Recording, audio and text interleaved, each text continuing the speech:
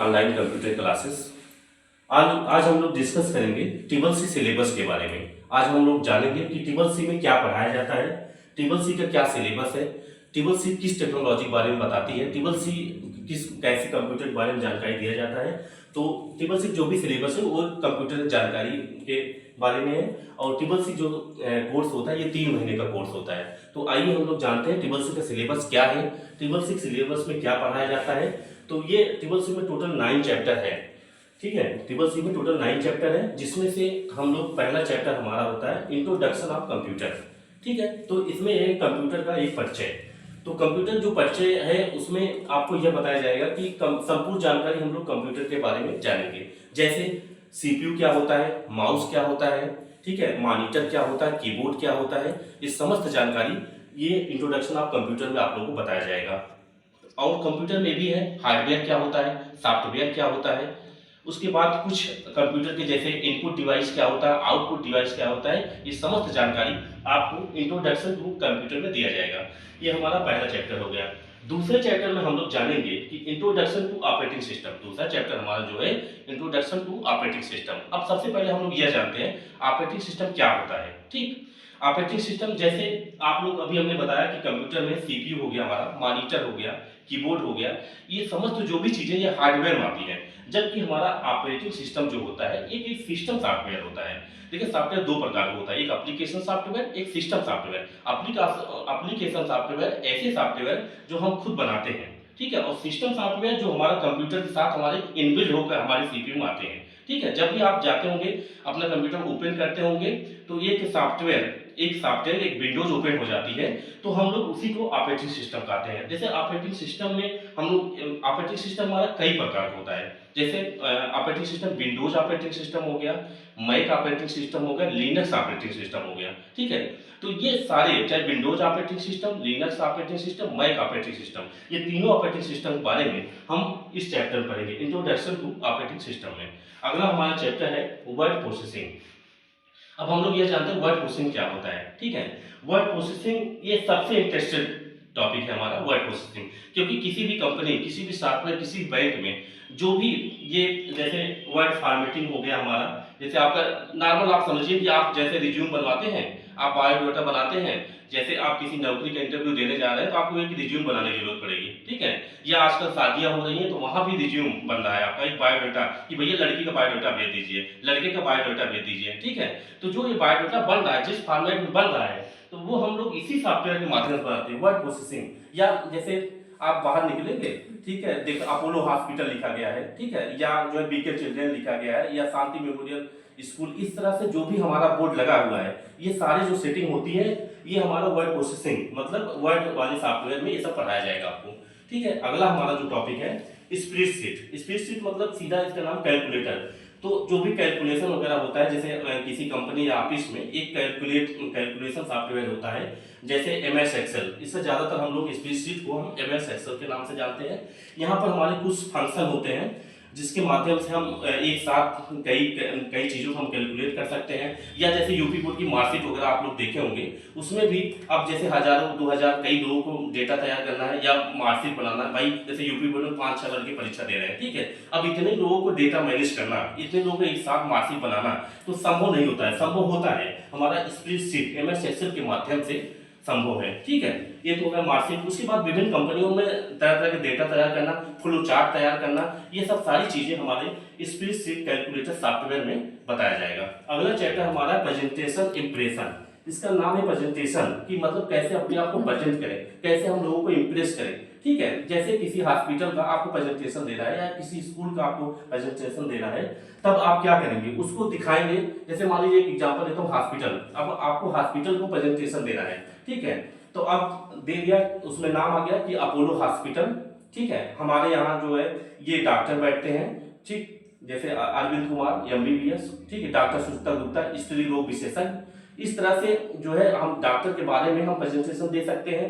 हमारे यहाँ सुविधा क्या है, हमारे यहाँ एम्बुलेंस की सुविधा है, हमारे यहाँ आईसीयू की सुविधा है, ठीक है, हमारे यहाँ ब्लड चेक होता है, ठीक है, हमारे यहाँ अल्ट्रासाउंड होता है, हमारे यहाँ सोनोग्राफी होता है। ये सारे प्रेजेंटेशन के माध्यम से आप प्रेजेंट कर सकते हैं। ठीक है, तो ये कहाँ से संभव है, जब आप प्रेजेंटेशन प्रेजेंटेशन सॉफ्टवेयर के माध्यम से ये सब चीजें आप सीख लेंगे कि हम प्रेजेंटेशन कैसे देते हैं।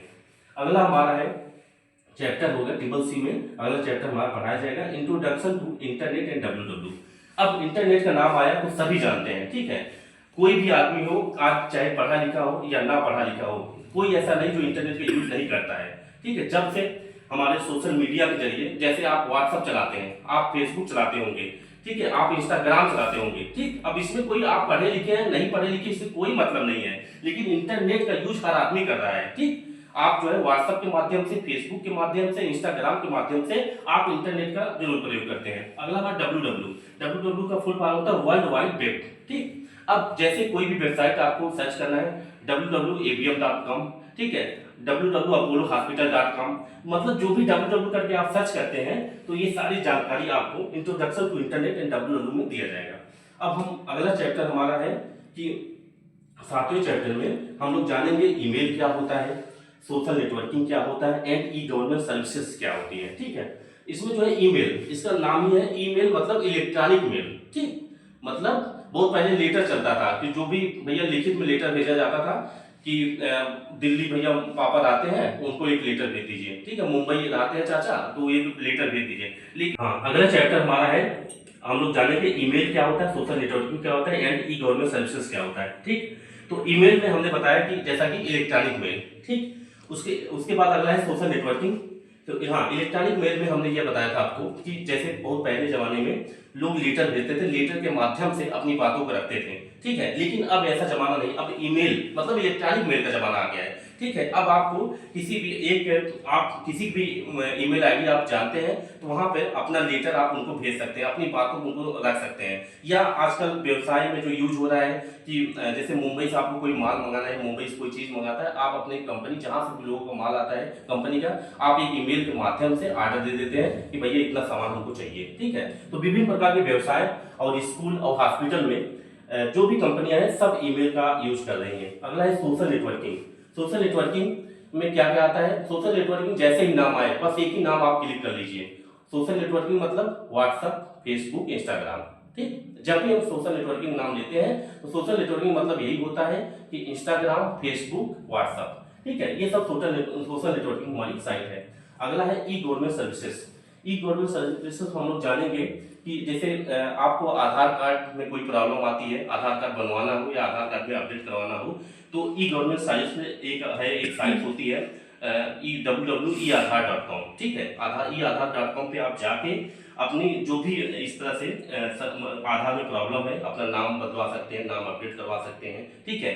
जैसे आप देखते हो कि साहस जन सेवा केंद्र हो गया, सीएससी हो गया, तो ये सभी लोग चाहे साहस जन सेवा केंद्र वाले हो गए चाहे सीएससी वाले हो गए, ये सभी लोग ई गवर्नेंस मतलब भारत सरकार की ये सर्विसेज का प्रयोग करके आपको जो भी आधार बनाना हो गया, पैन कार्ड बनाना हो गया, या आपका जो है तहसील वाला भी कोई भी काम हो गया, तो ई गवर्नेंस सर्विसेज के माध्यम से हो जाता है, ठीक है।